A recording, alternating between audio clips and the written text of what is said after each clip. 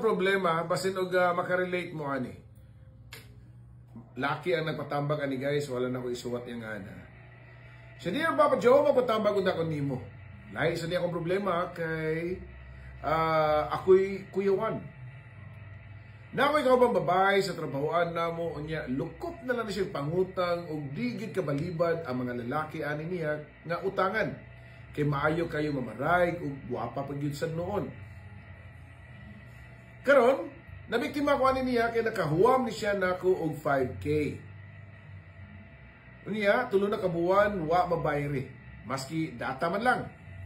Akong gitingil, Papa Joe, giingnan ko niya nga wag yun siya ikabayad ron kay nasakit ko no ang iyang bana.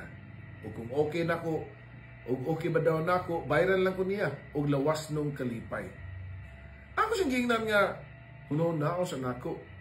Angay ba nila akong tukbon, Papa Joe? Tambagi ko. O kapatid, mga kapatid nga nagtanaw ka rin, kasi paminaw ninyo. Kung way ikabayad, i-offer niya ang iyang lawas nga mo ikabayad, muuyon ka ba? Ikaw, Alfonso, paminaw ni mo sa may angin buhaton na ni. Di ba, Alfonso, anong minaw ani? Siyempre, di na mayo. We need cash. Kaya watay bugas. Ang umas sa diri, nanambag, ingo si Rinante, mangmanga, tukba migo. Dahil nga din katawa.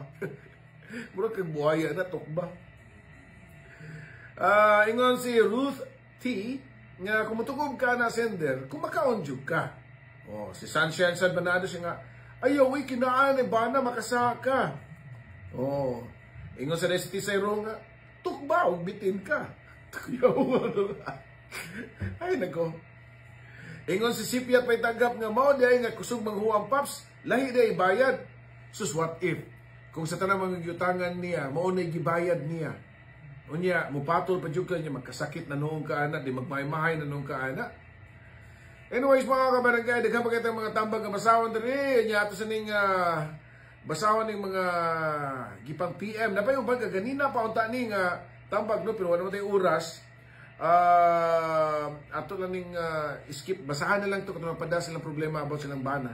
Kani mga tambag sa itong mga kaigsunan. Ari sa bago na sa natong problema about sa utang. Oras mga kabarangay, is now